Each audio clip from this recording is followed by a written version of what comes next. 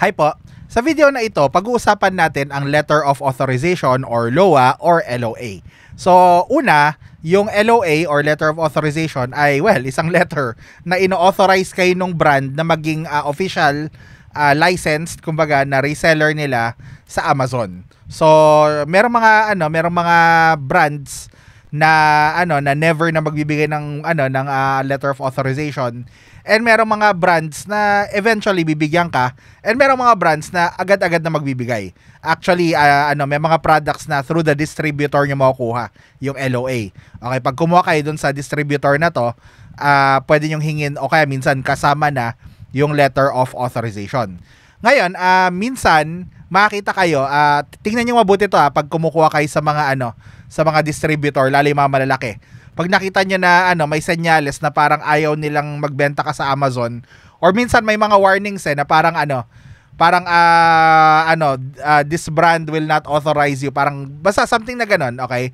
Na ayaw nila ng mga Amazon sellers or yung iba parang medyo sell this at your own risk, sell this on Amazon at your own risk, parang ganon.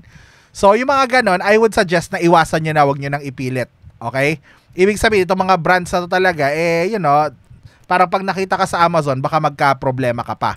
Saka ibig sabihin, may mga naging experience sila sa mga resellers na kumuha sa kanila ng products na yun. So they're taking initiative na parang kung Amazon seller ka, hindi makakabuti sa ito. So tandaan nyo mabuti yun, okay? Watch out for that sa mga product pages. Tapos, another thing about getting the letter of authorization, yung mga malalaking brands, most likely hindi mo na makukuha yung letter of authorization. O kaya kung meron na silang mga dominant na seller, mga ganyan, at parang yun nga, tignan niyo yung analysis. So minsan makakita kayo ng mga signs na may authorized seller na sila. Kunyari yun nga, mukhang private label na sila na lang yung seller, parang ganon. O kaya makita ka ng mga yung sa IP, yung biglang maraming makikick out na listing. So yung mga ganon, pag nakita kayo ng ganon, iwasan nyo na rin kasi parang sure pwede mo silang ligawan, kumbaga, pero kasi alam ko naman na most of you na kumukuha nitong course na to, so most of you are new to Amazon, or at least wala pa kayo experience sa wholesale, kaya nga kayo nag-course, di ba? So ito yung from my experience na na parang yung mga malalaking brands, hindi ka na makakuha ng letter of authorization. So paano ka makakuha ng letter of authorization? Mag-focus ka dun sa mga smaller brands na emerging pa lang. Okay? Kung maalala niyo sa mga past na videos, yung in-example ko na Cactus Candy, 'di ba? So, nung time na ako yung nagpasok sa kanya sa Amazon, I mean, hindi ako yung nagpasok, may listing na pero mahina at the time. So, parang I could have gotten their letter of authorization right then and there nung mahina pa sila. Kasi parang ako talagang parang I'll fix your listing, itong picture nitong nitong Amazon page nyo parang hindi maganda, hindi maganda, kasi listing nila super pangit na parang super default, okay? So I could have gotten their authorization back then. So try looking for So ang point ko is try looking for brands na may potential. Mamaya ituturo ko sa inyo paano mag-analyze okay, market analysis, kasi related siya dun sa brand health report. Pero yun nga, hanap kayo ng mga brands na emerging pa lang. So ang theory dyan is kung merong market para dito, may nakita mo na may demand para dito, tapos may isang product na may potential na lumaki pero right now parang maliit pa lang siya ron. So you can work with them to take them to that next level, na palakihin sila, na palakasin yung sales nila. And pag nagawa mo yon, pwede kang maging authorized seller nila, kasi parang we owe it to you, parang ganon. Na tingnan nyo, pinalaki ko yung sales niyo. So doon pumapasok yung tinatawag na value propositions. So pag sinabing value propositions, parang you're basically going the extra mile, okay? Be willing to go the extra mile.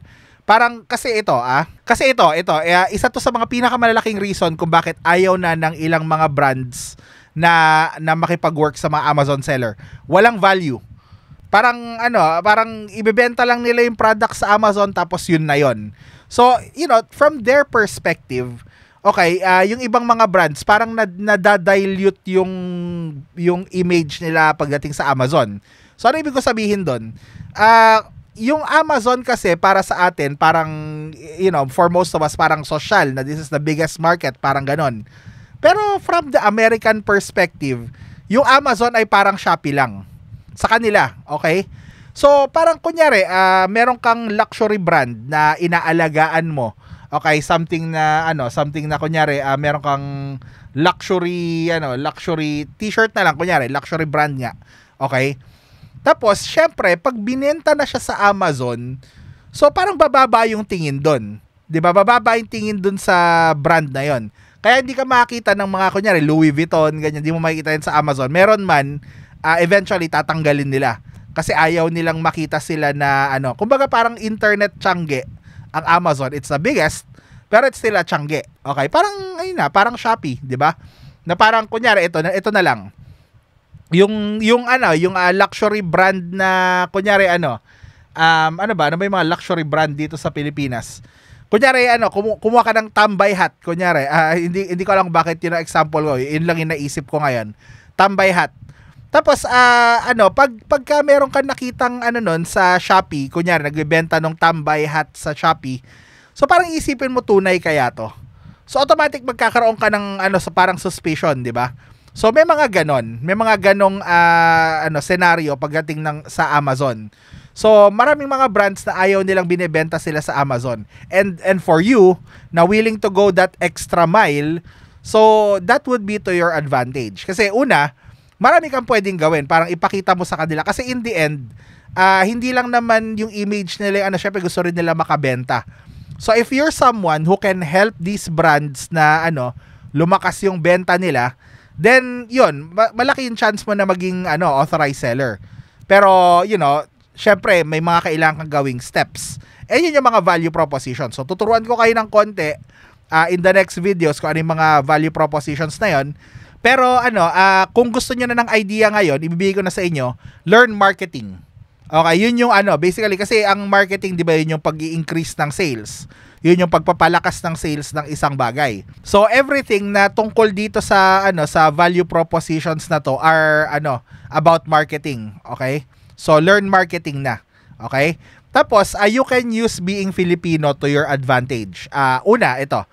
Scenario, totoong nangyari sa akin to, okay? Another parang merong brand na gusto lang nila na ang magre-resell lang sa kanila ay mga mga medical professionals. Tapos ako, it just so happens na licensed nurse ako dito sa Pilipinas, di ba? May lisensya ako. So ginamit ko 'yon, parang yung lisensya ko hindi sa US, pero sabi ko I'm an RN. So yun, naging willing sila. Kung di ako nagkakamali, yung BioPure yun, isa sa mga brands na kineri ko nung naging seller ako na wholesale. Okay? Nung nasa US pa ako.